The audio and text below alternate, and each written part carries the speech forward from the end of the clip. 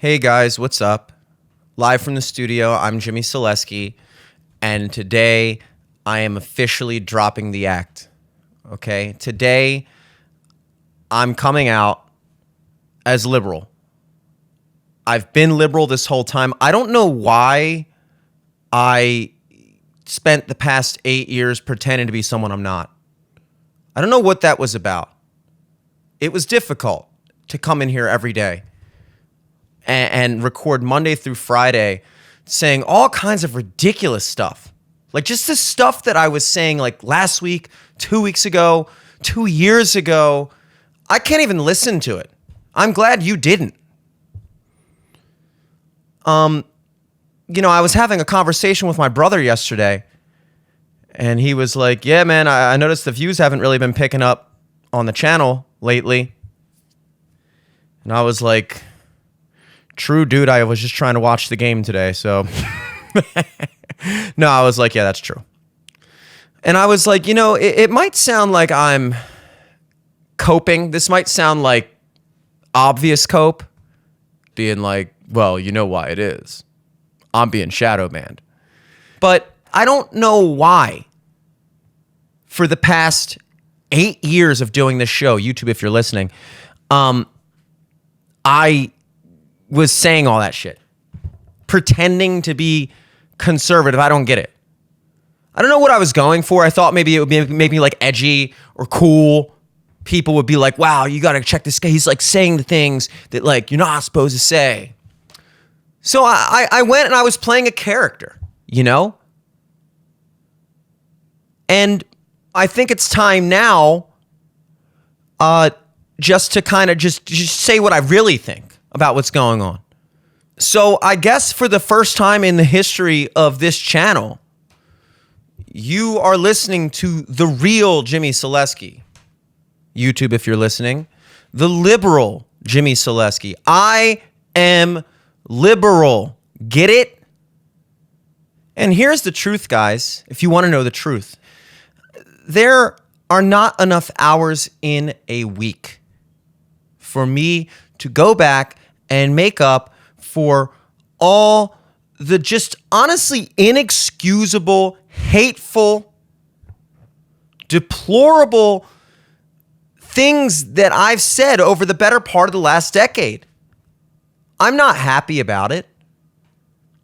The conspiracy theories, the disinformation.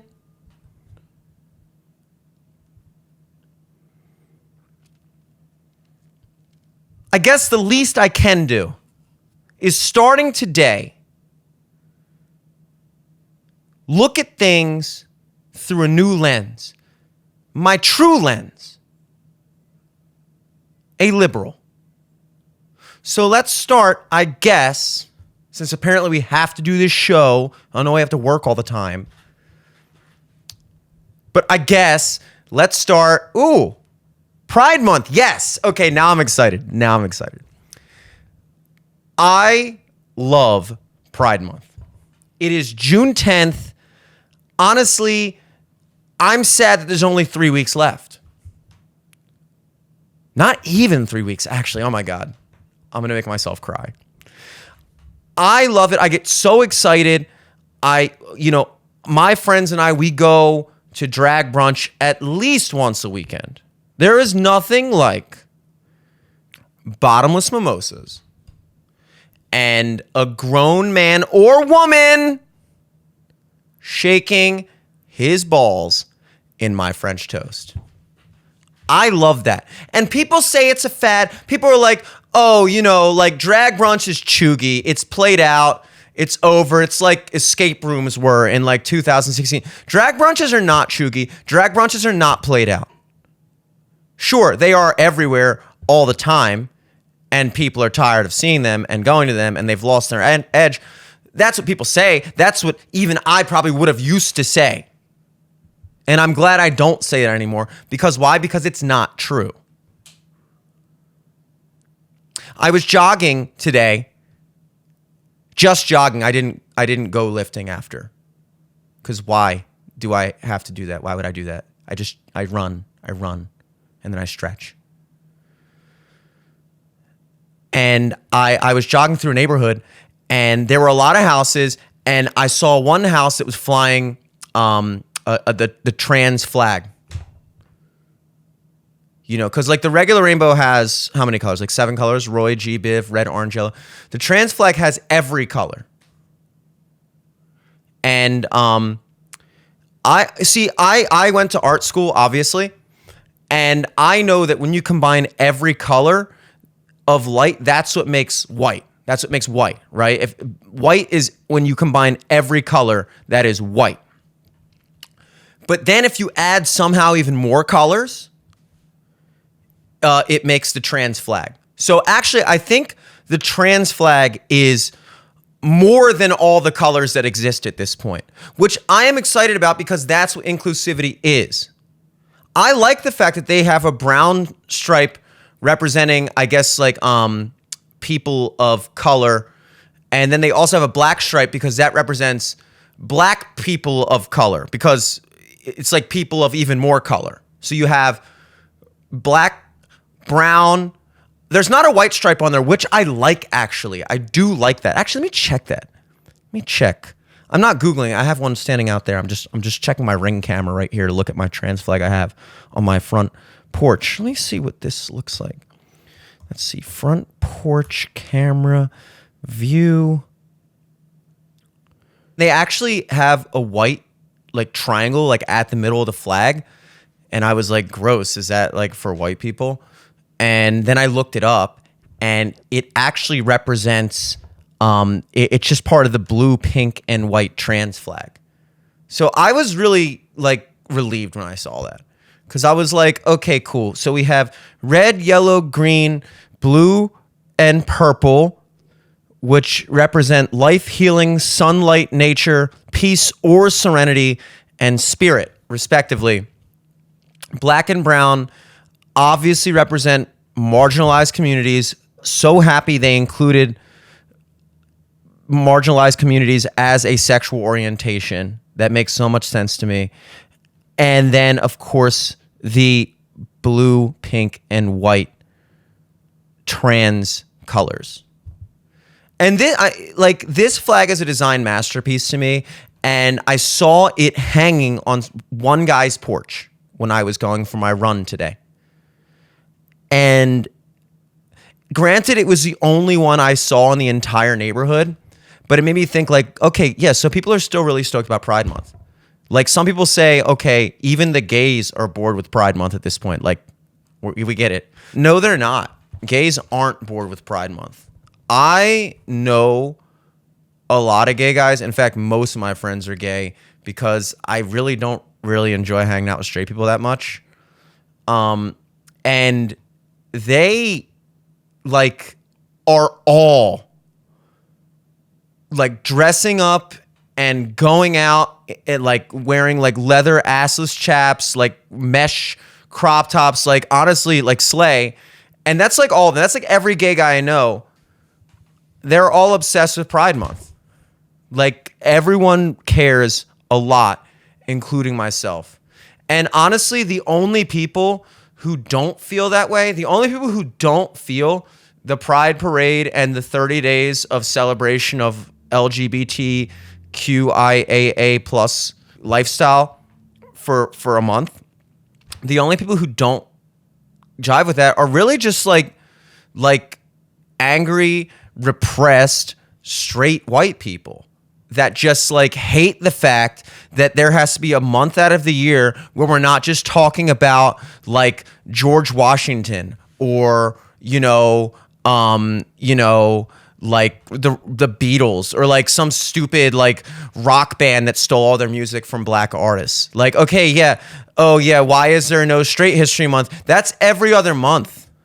Straight people, white people, AKA straight people. White History Month is every other month. You can't put up with 30 days in the middle of summer of bottoms celebrating the fact that they are bottoms. That's just the way it is, okay? Love is love, duh. there is no difference between a committed heterosexual relationship that culminates in marriage and the creation of a family, whatever, or maybe you're just gay because you're born that way, and then you just want to, like, I don't know, go to a party and, like, you know, go to the back room and blow a bunch of dudes and take a bunch of ecstasy and meth and, you know, party for 10 days straight. And then, you know, that's just like, what's the difference? Okay, so you're a boy. Okay, so you were assigned a male at birth. So, okay, just because you're born with a penis, and then just because a doctor who I trust actually all the time, I always trust doctors. I always trust experts. Except for, like, all of a sudden, you know, just because you're pregnant and you give birth to a baby, which you don't even have to do that if you don't want to. Like, it is a woman's right to choose. So if a woman chooses, if the woman chooses that she wants to have the baby, then she does. And then all of a sudden, just some doctor who is right about every other thing else, by the way. I'm like a pin cushion for the pharmaceutical industry. I got, like, all the vaccines, all the boosters. I got COVID 12 times last year, but I feel like, honestly, I probably would have gotten at least 14 if I wasn't vaccinated. So, like, I mean, look at that, right? Seriously. I mean, what other proof do you need? But anyway, so I love doctors. I trust doctors all the time for everything, and I never question them unless they just see a baby that's born with like a penis, and all of a sudden they're just like, oh, that means that he's a boy. What? What? This is so freeing to be able to say this kind of stuff now. You have no idea how just much of a weight is off my shoulders. I can finally be honest about how I feel about this shit. I mean, it's ridiculous. It is ridiculous. Okay? And then you have, you know, 6, 7-year-old kids, like, obviously old enough to know if they're a boy or a girl. Okay? How old do you have to be to know if you're a woman? You know, not that old. Probably, I would say, I mean, I don't even know if there is an age for it. I think the moment a child, a boy that was assigned male at birth feels like he is trapped inside a woman's body, that is the time to begin his transition into gender confirmation, to confirm his gender, even though you don't have to confirm his gender because gender and biological sex have nothing to do with each other. But if you decide to confirm it anyway for no reason, there's people, for some reason, in this country that I thought was supposed to be a good country, a free country, that have such an issue with the fact that there's some people out there that are, you know, taking their 6, 7, 8-year-olds to the doctor, getting them prescribed hormone blockers, puberty blockers, or whatever, dressing their quote unquote sons, dressing their daughters really, but their son, their trans children, their trans daughters in female clothing, duh. And people have a problem with that. They say, oh, that's child abuse. No, it's child abuse when your son at the age of 6 years old, obviously old enough to know who he is and how he feels, she comes to you and your son says, Dad, I am a woman. And at your point as a loving parent, it is absolutely your job to turn her into a woman. What are you waiting for?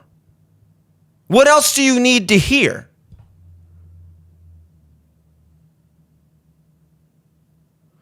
I'm sorry, when I just think about the people out there, like even the old, like the way I used to be, just have such a problem with this. It's like, get a life, dude. Get a life. Why do you care so much? that we're teaching this in schools. We should be teaching this in schools because this is science. No, well, we don't teach religion. Yeah, we don't teach religion in school because that's an ideology. That's a belief system. Transgender theory is science. It's science. Okay? So that's why we teach it in school. Just because you have a Y chromosome, just because you have a penis, just because you have like whatever guys apparently supposedly have that makes you like a guy or whatever, that doesn't mean that you're a guy. And so, yeah, we teach that in schools and we encourage kids to explore their gender identity. We should do that. We should do that. Those are the things that they need to be thinking about at that age. Absolutely. Because trans people are dying every day. Trans people are dying every day. And that's my point. When I say that, I don't really usually have a point. I just say that, like, trans people die every day, and people usually are like, yo, that's true. And that's because it is true. Trans people do die every day. So I don't even know how you could possibly argue with that. Anyway, geez, I'm sorry. We're going to move on to the next topic because I get so annoyed thinking about, like, them. Ugh, yuck. Okay, moving on. Oh, I'm so excited to talk about this one. So my notes say up next, we're going to talk about Trump. And actually, I like Trump. Psych, no, I don't. I hate Trump. Who doesn't hate Trump? He was just convicted of 34 felony counts. Yes.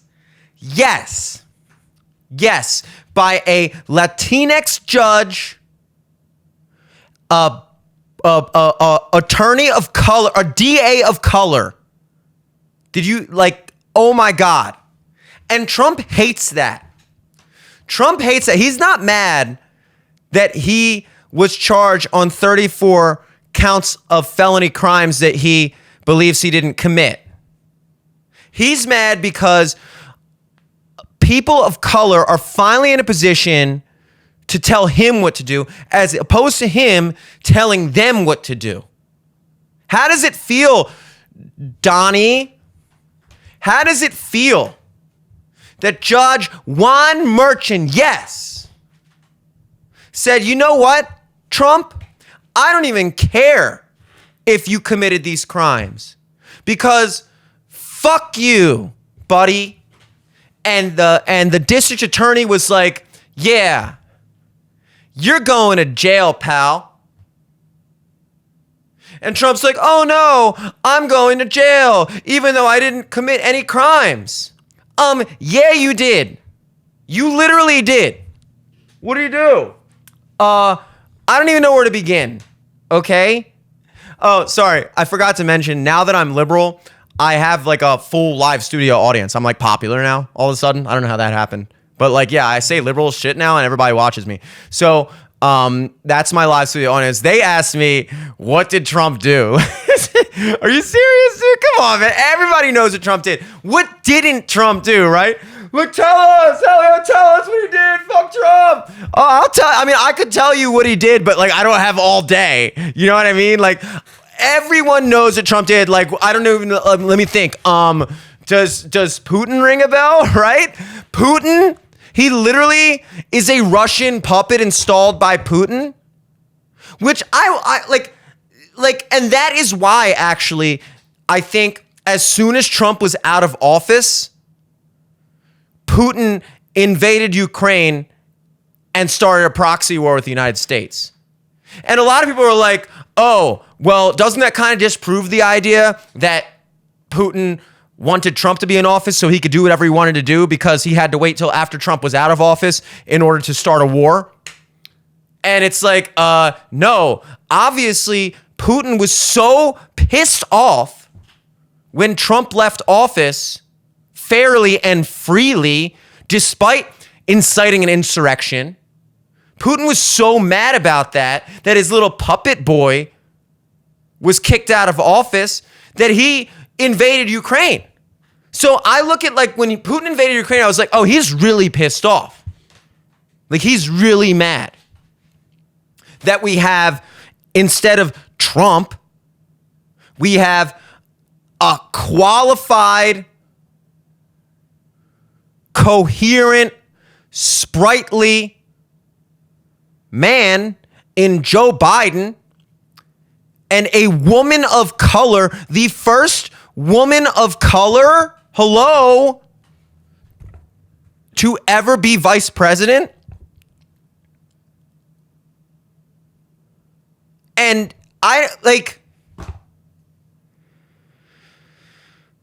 man, they're just doing such a good job. Like they are just doing such a good job. And literally we're going to have an election and you're going to vote for a guy running from prison. You're going to vote for a convicted felon. That's just the crimes that we convicted him of. Donald Trump is guilty of like 95. He literally, I just don't understand how everyone in the media, on all the comedy shows, all the awards shows, all the mainstream news networks, all the sports networks, every movie, every band, all the promoted social media posts and Google search results and YouTube results are all telling you that Trump sucks. And yet, there are people out there that are so brainwashed that they like Trump. Literally, all the experts, legal experts, agree that Donald Trump is guilty. Doctors say that Donald Trump is a bad president. Everyone on TV agrees that Donald Trump is a threat to our democracy, and yet these fascists who just want to control everything that we do or say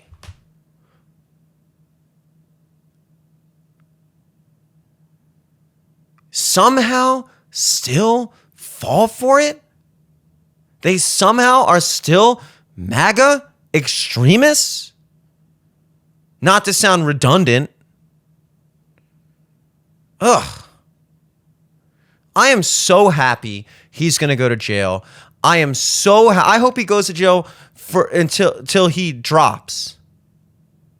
He's going to hate it and we're going to love it.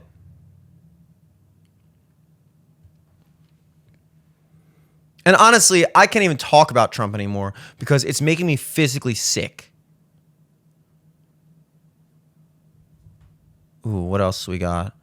Oh my God. Okay, so basically anybody who follows like a white guy on social media, you obviously know that Caitlin Clark, oh my God, Caitlin Clark was not put on the Olympic team.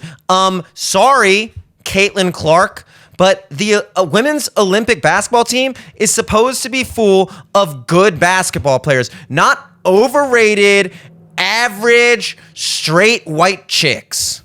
That's not, I know that's like what everyone in the country wants to see because we all know why that is. But it's like, sorry, Caitlin, what have you actually done? What have you actually done besides just appeal to all those people that they don't even care about WNBA? They don't even care about women's sports. They just are happy to see a white girl who brings really nothing to the table just whine and complain. Oh my God, they're always hitting me and tackling me behind my back for no reason and knocking me to the ground and taunting me on the court. Get over it. How do you think those women feel? How do you think the women of color in the WNBA, 70% of the WNBA are minorities? Let me repeat that again because of how much sense that makes. 70% of the women in the WNBA are minorities. Only 30% of the WNBA are the majority. White people. Institutional power within the WNBA. White privilege. I watch women's sports. I always have watched WNBA. I love WNBA. I don't even watch the regular NBA. Who's your favorite team? Oh my God. Can I say all of them? Really? Yeah, I mean, there's only 12. Yeah, all 12 of them, I would say. All 12 of the teams in the WNBA, I love them because I believe women are actually better at sports. And it's bullshit that they get paid less. It is actually bullshit that they get paid less. I mean, I'm glad that Caitlin Clark only got paid $70,000 a year for her rookie contract because honestly, that money should be going to other marginalized communities and women of color in the NBA that actually have brought attention to this sport, but go unnoticed because of, the fact they're not an average looking straight white chick. So I'm not mad that Caitlin Clark specifically isn't paid that much, but women as a whole should be paid way more. Because if you pay them more, they will get better at basketball. Not that they need to. People look at the roster and they see queens like Brittany Griner. We just got her out of a Russian prison and now we're sending her right back over to play in the Olympics. And I love that. I love that. I mean, we traded Russia in exchange for Brittany Griner, a convicted, notorious global illegal weapons dealer / high-profile terrorist supplier, because Brittany Griner was hitting her vape pen on the plane. But that's white privilege to me too, because I feel like we would have, if they had Caitlin Clark over there, we probably would have given them like 2 mainstream highly dangerous terrorists in exchange for their freedom. But instead, we only trade 1 when it's a woman of color. So do the math, okay? I'm tired of doing it for you, honestly. People are just mad. People are just mad that all these other women that have worked so much harder, have done so much more for the sport, and get no attention. And everybody says oh, isn't that kind of a dumb marketing decision for the U.S., to miss an opportunity to drive up viewership of the sport and the Olympics with women's basketball by putting the most high-profile women's basketball player in the world on the U.S. national team. And it's it's not about money. It's not about money. The Olympics is not about money, and it's also not all about competition either. Sports are not just about winning and not losing and competing, okay? That's not why they do it. That's not why competitors compete. They're not trying to win all the time. You shouldn't be allowed to win all the time. Sometimes sports, like everything else in life, is not about finding the best person for the job to get the best result, to run things more efficiently and make things in general better for everyone. No. The Olympics, these gigantic international competitions, are not just about making money or generating ad revenue or driving more fans to the sport. That's not what this is about. This is an opportunity, this Olympics, instead of once again shining the light on little Miss Caitlin Clark, Little Miss Girl Next Door, completely average, completely okay basketball player, honestly, straight white chick. This isn't an opportunity to give her more notoriety, more attention. This is an opportunity to give women who have done like way more than Caitlin Clark has ever done, have done so much more for the sport, and give them an opportunity to shine. Not even give it to them. They're better than her. And sure, it's not what everybody wants to see because not everybody's like a good person. And so everybody wants to see Caitlin Clark. Oh my God, highest point scorer in NCAA Division I history, men or women's. Oh, Big Ten all-time assist leader. Oh, most 3 points record, single season and career. And it's like, okay, when are you going to get the memo that this is just like a basic ass white chick who literally is just getting attention because she's a basic ass white chick? Like literally that's the only reason, if we're being honest, you know? And there are so many women of color, really, and women of color in the LGBTQIAA plus community that are far more deserving of this spotlight for all of that they have accomplished in the sport of women's basketball and all the attention and revenue that they have brought in, that people are coming to see them, not Caitlin Clark. And people hate that reality.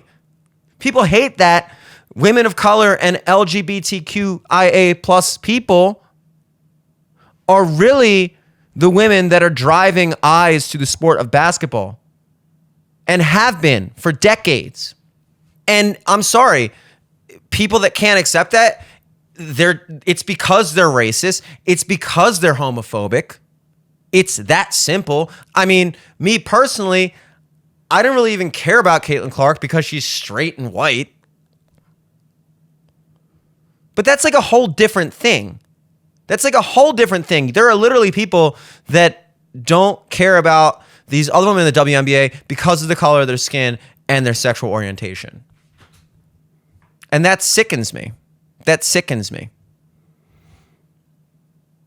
And last but not least, I guess I should address the elephant in the room. Perhaps the biggest issue going on right now, in my opinion, is, it's a dead giveaway. I knew you guys would be able to tell, but I don't know if you noticed, but I've been wearing a keffiyeh this whole podcast. It's sweet. I got it on Amazon. Actually, I got it when I was protesting at my local college because I always say I dropped out of college to make it sound more like I'm an uneducated blue collar, guy, like typical conservative, because that was like the act I was playing. But actually, I did graduate college. I actually have a PhD in studies. I don't really remember what studies it was. I just remember I definitely have a PhD.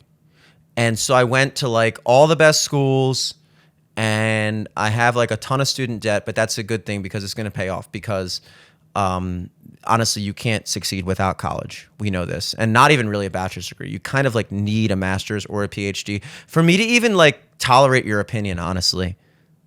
But anyway, so I got this keffiyeh when I was supposed to tell you I got it from Amazon. Actually, I got it from when I was protesting, and they just had like a big box of keffiyehs, and everybody was like handing them out when we were at the school, like camping out until the school like stopped promoting the genocide of the Palestinians, because that was like really annoying when they were doing that, when all the schools were like, yeah, kill all the Palestinians, and then literally all the students were just like, hey, can you like literally stop trying to kill all the Palestinians, or we're just gonna like peacefully protest. And the schools were like, get the fuck out of here, dude. We hate Palestine, we love Zionism, and we don't like Palestine as well either. Again.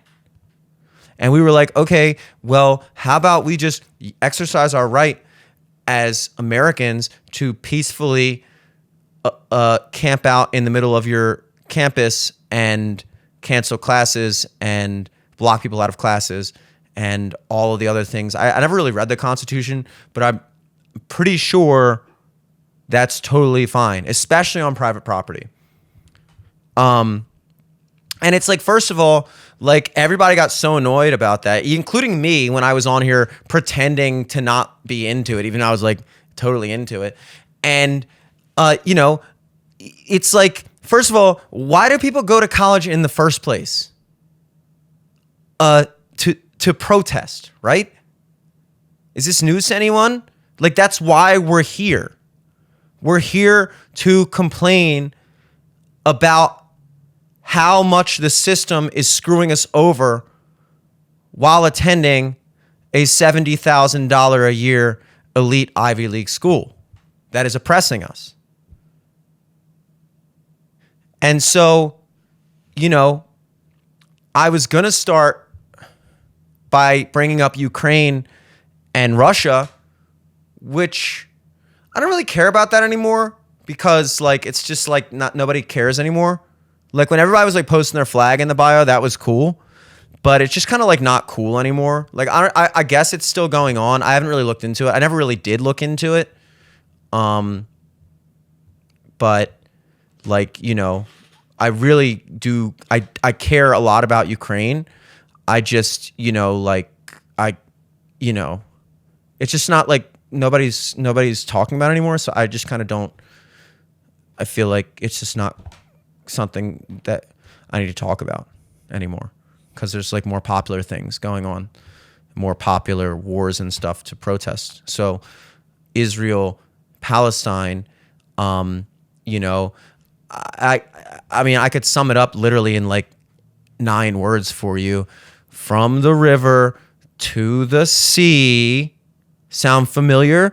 Palestine will be free. You get it. Like, seriously. Seriously. And I honestly don't know why everyone tries to make it like it's this really complicated issue of like thousands of years of history going back generations of religious, not even like everybody like tries to cloud your mind with this whole conflict and try to make it seem like it's more than just like people of color being oppressed by people of slightly less color. To me, it's pretty straightforward. You have Israel, like the Jewish people, and they're kind of white. So they're like white.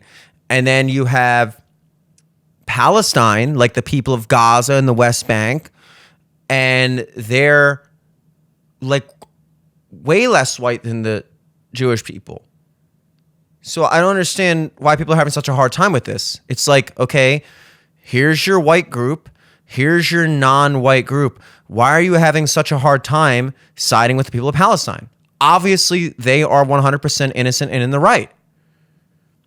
So, I will never understand why people try to make issues like the Israel-Palestine conflict so complicated, because it's really not, guys. It's really not. Literally, Israel is committing a genocide on the Palestinian people for like no reason. And they always say, Hamas, came in to a music festival and purposely killed 1,200 innocent Israeli citizens and took hundreds more hostage. Okay, well, did you ever stop and think why they did that? Should we maybe talk about how Israel is trying to like literally just bomb Hamas bases and doesn't even consider the fact that Hamas accidentally put their bases underneath schools and hospitals? That's not their fault that they did that. But like, okay, they're already there now. So maybe you should like leave them alone instead of like trying to get rid of them. Like, okay, so what? Hamas did that. But they did that. October 7th happened because you guys were dicks. And so they had to do that. And after that, you should have just been like, okay, like we're even then, dog. Instead, you want to start like a whole war about it? This is really not that hard, guys. It's really not that hard. I mean, I like the merch, I'm not going to lie. It's fun. We have better chance. We're changing history, and we're on the right side of history. And make no mistake, I care about this a lot. I post about it at least twice a week.